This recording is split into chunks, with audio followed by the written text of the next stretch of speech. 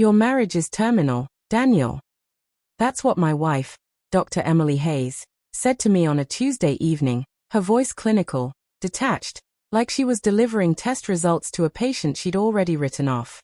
She didn't flinch, didn't soften the blow. She just sat at the kitchen table in her white coat, stethoscope still dangling from her neck, and delivered the prognosis. I stared at her, the words lodging in my chest like broken glass. Terminal. I whispered. Yes, she replied, flipping through her notes as if my life was just another chart. I've run the diagnostics. The symptoms are clear. We can manage it for a while, but the end is inevitable. It should have been laughable. It should have been a joke. But the way she said it, calm, absolute, made my blood run cold. The signs had been there. Late nights at the hospital. Texts she answered in another room. That perfume lingering on her skin when she came home. Too expensive, too floral, not hers. But I trusted her. I told myself she was saving lives, not dismantling ours. That her exhaustion, her distance, were side effects of the career she had sacrificed so much for. Now, watching her sip tea and diagnose our love like a diseased organ, I realized the truth. She had already moved on. I tried to reason with her. We can fix this, Emily. We've been together 15 years.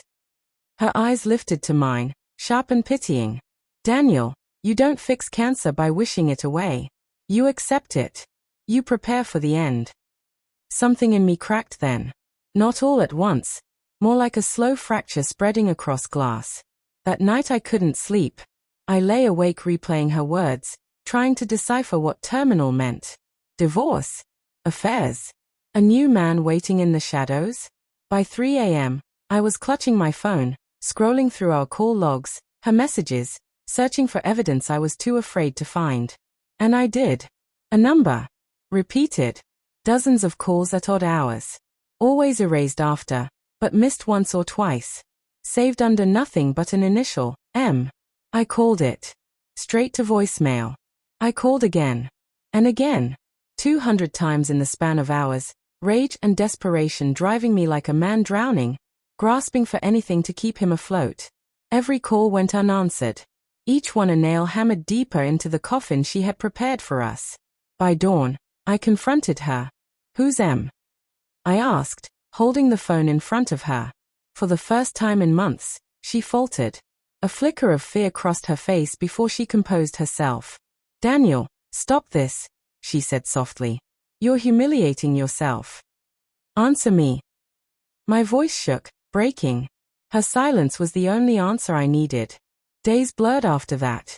She moved through the house like a ghost, present, but not mine anymore. I caught whispers of him on late-night calls. The way she smiled at her phone, a smile I hadn't seen directed at me in years. And I hated myself for still loving her. For still clinging to the hope that maybe she'd realize what she was losing. It was her brother who called me one night, panic in his voice. Daniel, have you spoken to Emily? No, I muttered, staring at the wall. She's not answering me either. Her colleague said she left the hospital hours ago. Cold dread spread through me. I dialed her number. Straight to voicemail. Again. And again. The 200th call I had made to that phone.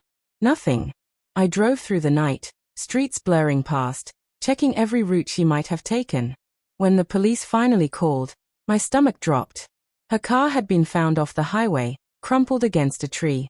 They said she must have been distracted, phone in hand, a message half-typed. The screen still glowed when they pulled it from the wreckage. One line, unfinished, addressed to M. I think it's over. I can't keep.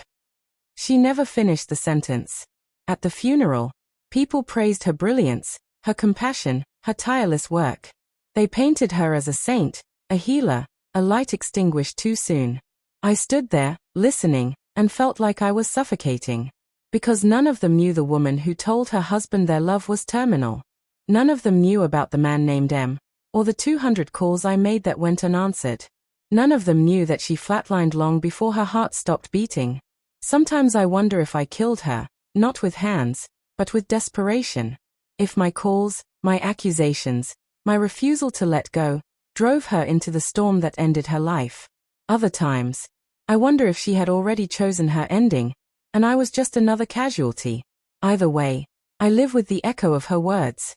Your marriage is terminal. And the silence of 200 calls never answered.